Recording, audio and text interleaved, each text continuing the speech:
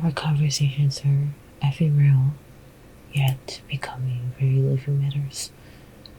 Our conversations are ephemeral, yet becoming very living matters that lubricate friction between you and me, between us, between me and me.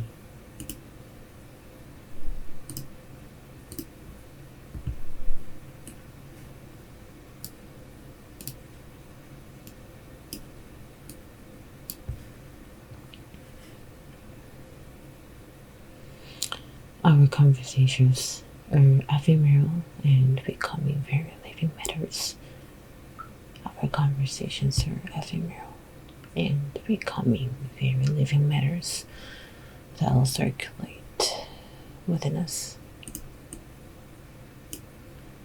Our conversations are ephemeral, so becoming very living matters that will finally circulate time within us.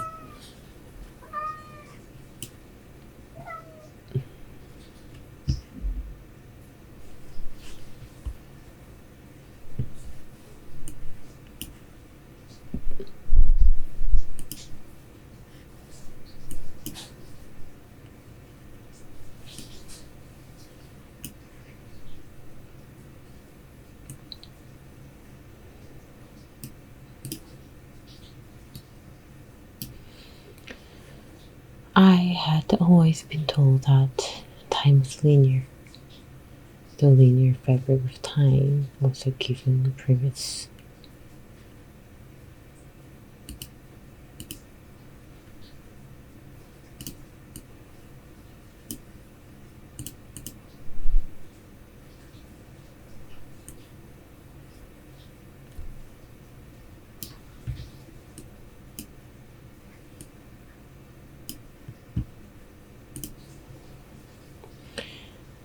When I was abandoned by my first love and had an abortion at 22, I lived in my tiny room for 6 months. Very straightforward and simple of 6 months life.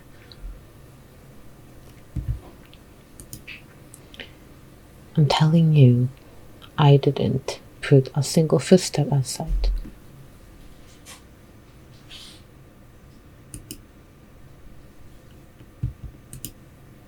Given the growing interest within the humanities and social sciences with the subject of space, it is not surprising that agoraphobia, which is so obviously spatial, has emerged as a central trope for comprehending the contours of social reality.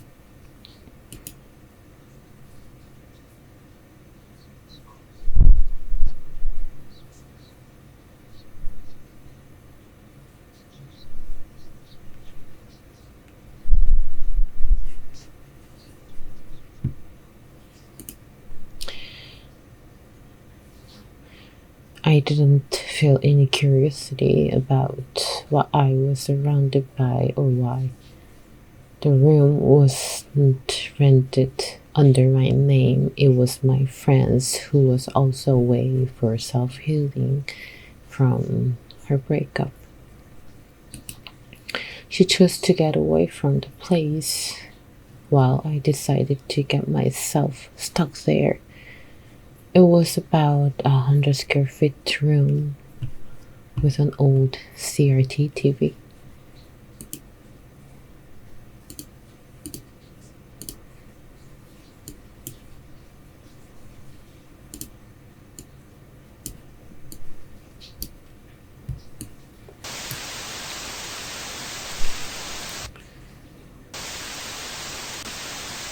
My life was being dragged into a digital screen made of many pixels. I watched one TV program being aired 24/7 for 6 consecutive months. It was a reality show where 7 people traveled together, here and there. How ironic, isn't it?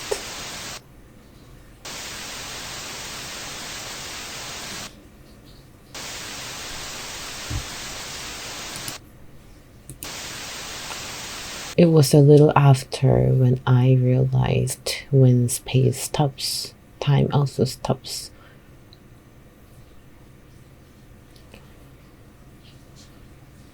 I can't remember any of household items in the room except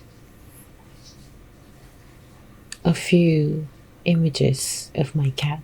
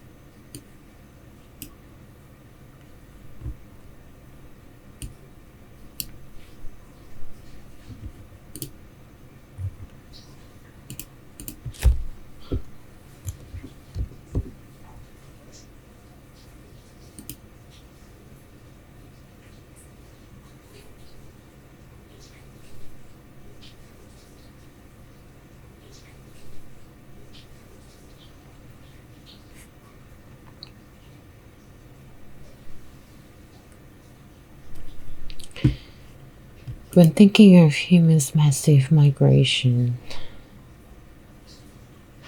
I couldn't get my head around how all individuals are able to move to somewhere that they didn't know about at all.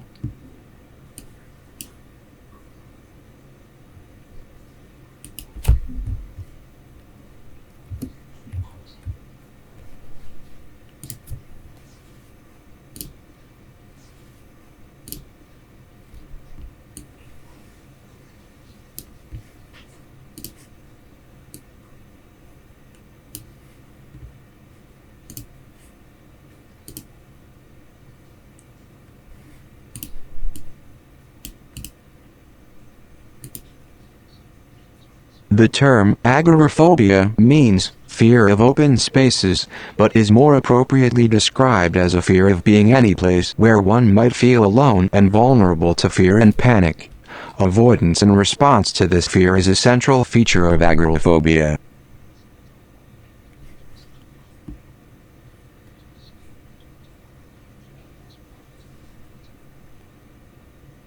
When I'm not even sure if I sought a peaceful mind trapping myself in the room, inevitably I can't understand what it felt like to stand alone in desert, seas, continent unknown to me.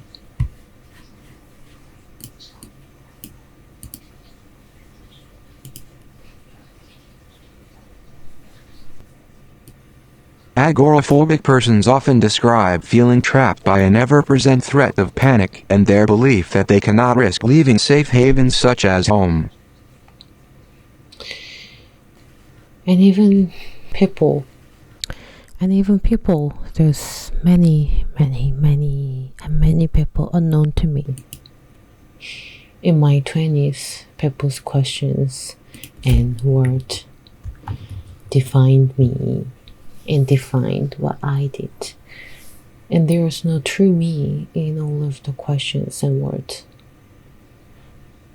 In the room that devoured my 6 months, I hypothetically speculated all kinds of hatred from other people.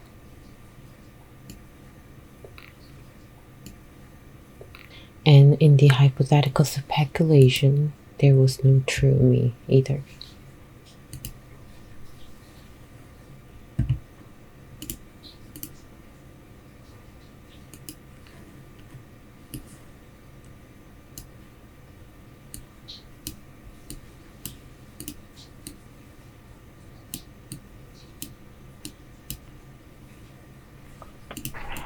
Oftentimes, I feel communication is nearly impossible, whether or not it is a singular communication or plural forms.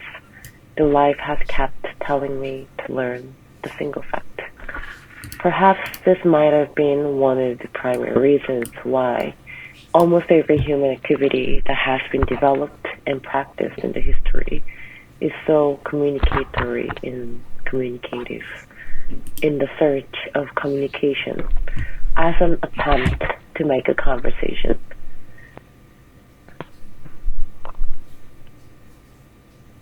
Watching Bella Tarr's 7-hour long film, I even more automated to the thought. It became obvious when I suddenly felt so tired after a 3-hour long conversation with people, but still tempted to express what thoughts were lingering while listening to them talking.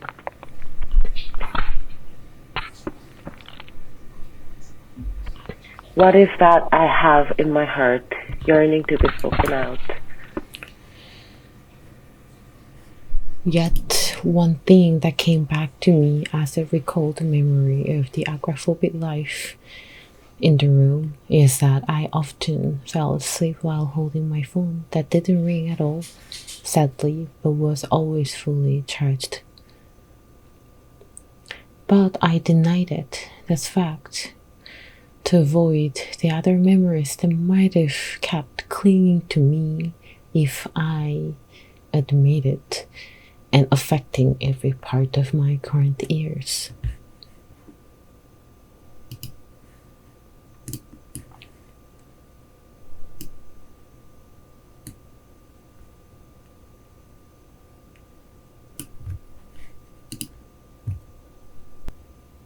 Home is where the heart is. The home of a friend is never far away. These sentiments cast the home as a safe haven. Yet paradoxically, while at home Meg spends much of her time ruminating over past experiences of panic and imagining similar experiences in other hypothetical situations. Home is not a safe haven, after all. It does not protect her from being engulfed by reconstructions of past events that channel rising tides of panic into the present. Home is a place where distressing emotions from past times and places creep upon.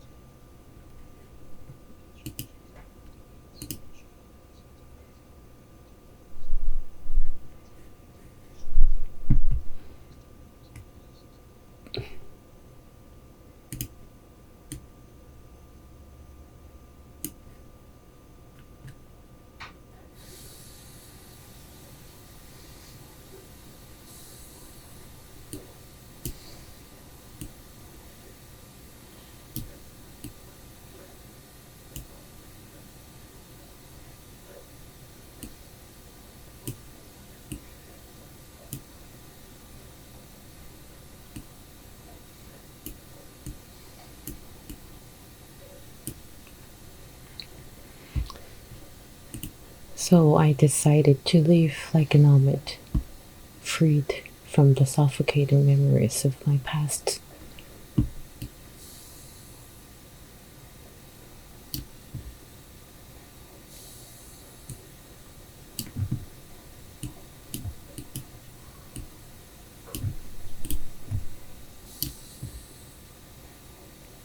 because Her my anxieties is caught in dilemmas of temporality, tied to the inhospitable context of the here and now at the same time as imagining a there and then.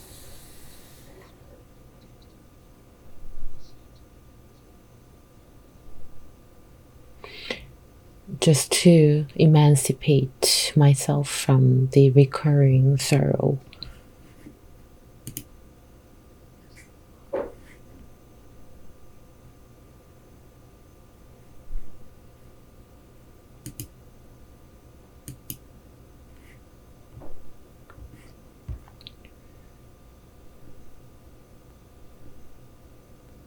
No matter how desperately I tried to avoid ugly part of my past, I now feel that I've desired to tell you my stories, my memories, my thoughts, and my feelings.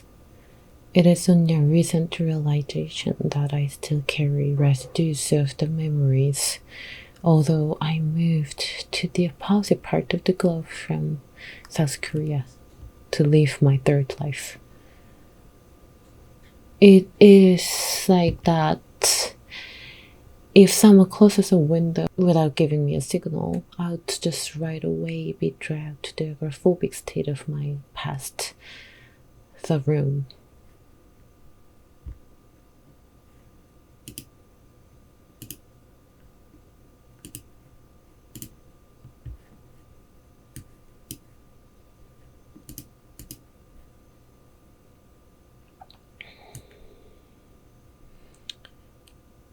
But this time would be different because I have experienced strings that have snugly and loosely been hanging over my windows and doors.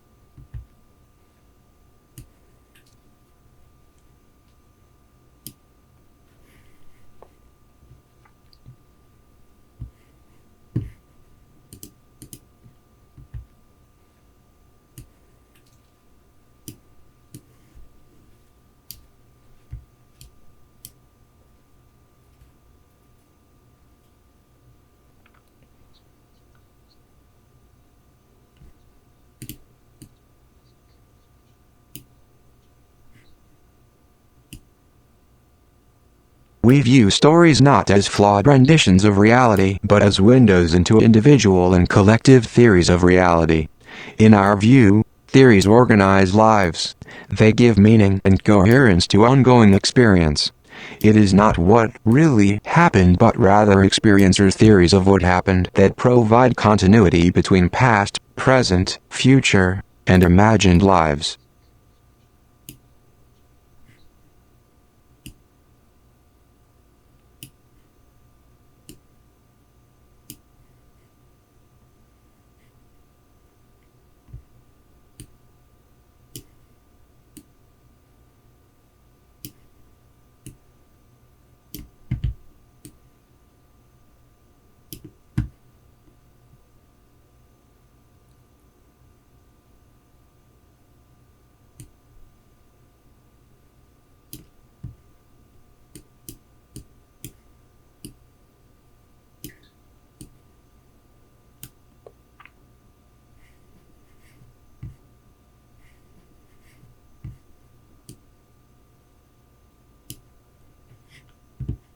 The window, a window, and windows to weave the strings over and beyond our windows and feel the air that we all together breathe.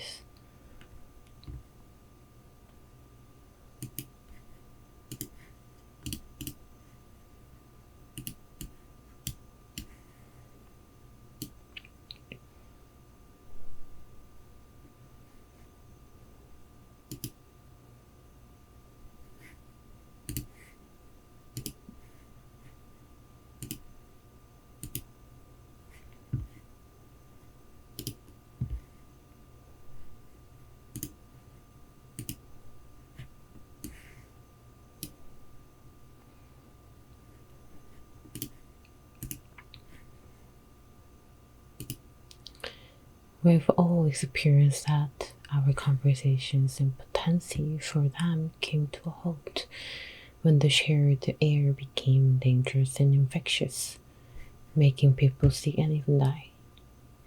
That made me and you close our windows and doors.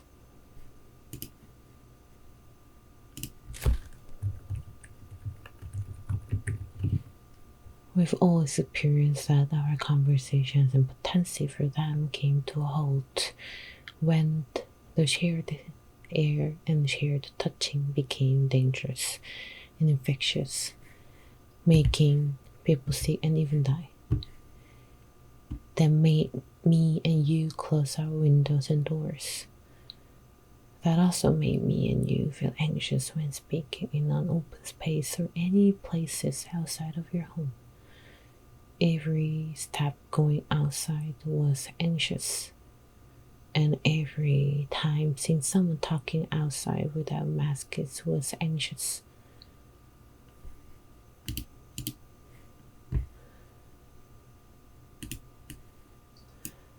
I and you lived in total oblivion where our stories for each other were actually non-existent.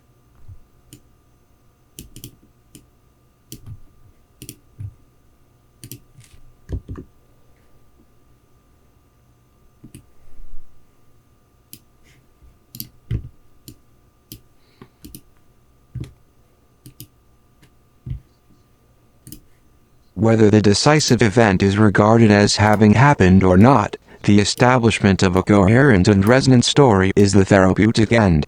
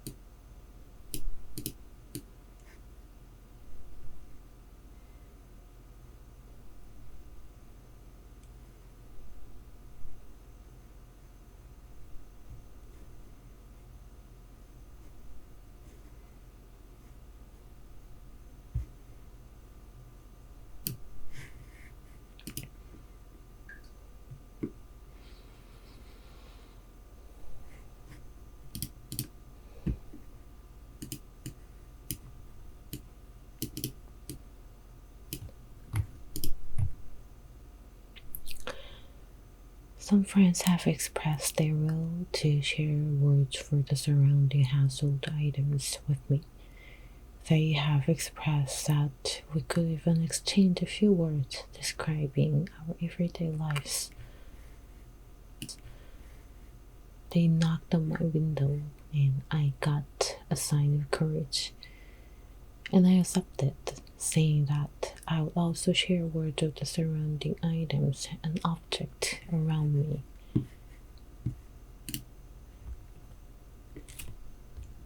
And we agreed that we would be willing to observe how those words of us will be growing, turning into stories.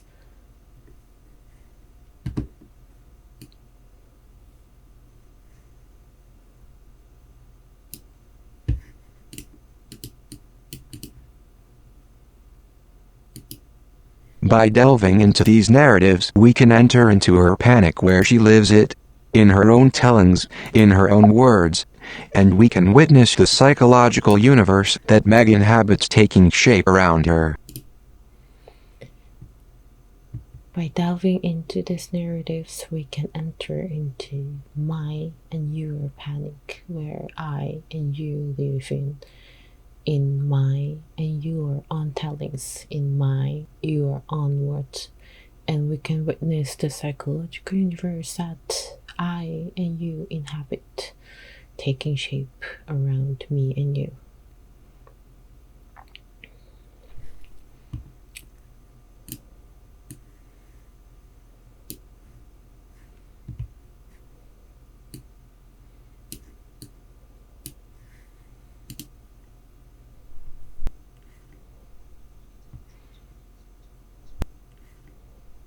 From Donghoon, in the morning of the 18th June 2022, on the light, next to speaker, messy home, breezy weather, unexpected early morning, being excited for trip.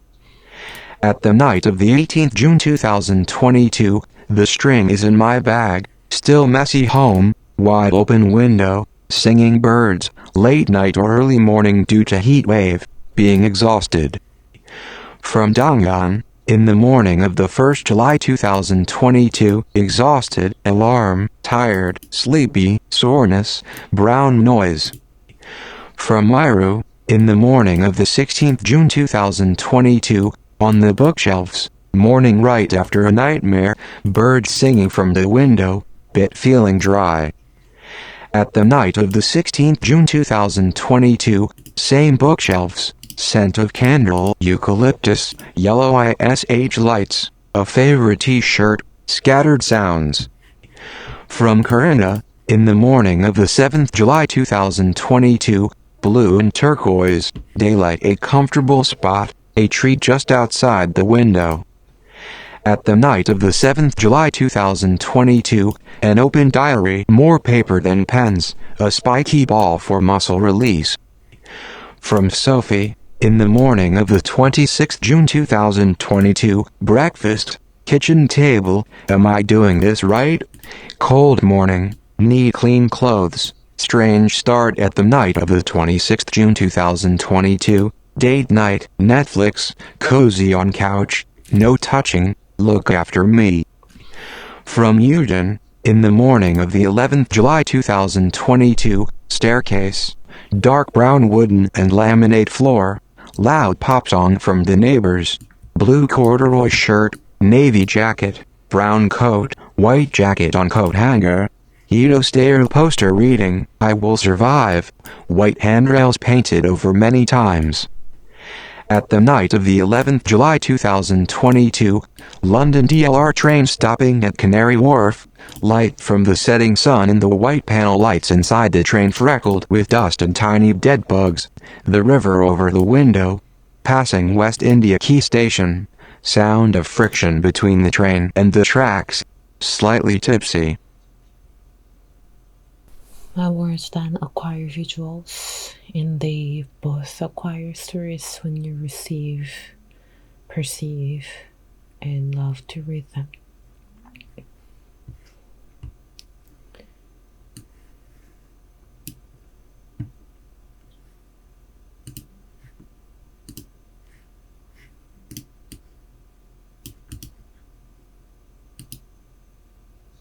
Although these stories vary in content and in the circumstances of telling, they share a common structure.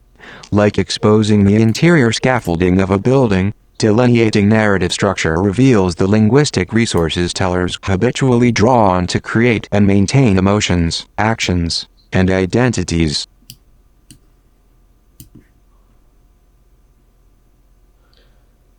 Words and letters shouldn't be so infectious, yet may be letting us seep into each other's lives and service. Digital photos shouldn't be tangible, yet may be letting us feel invited to see some intimate part of your stories and lives. Digital self of us can gain connected stories through them. They don't have corporeal movement, but they move in our storytelling. And I call that very ephemeral conversations around string figures.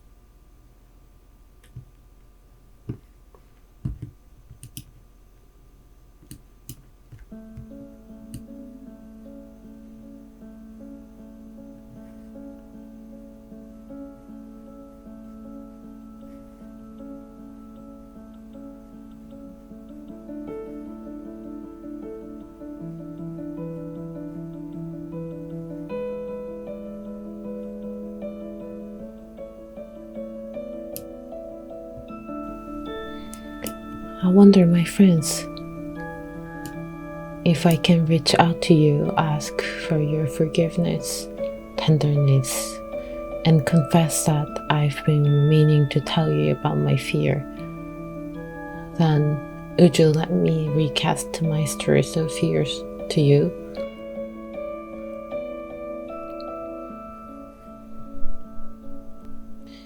Would you be willing to recast your stories of fear to me?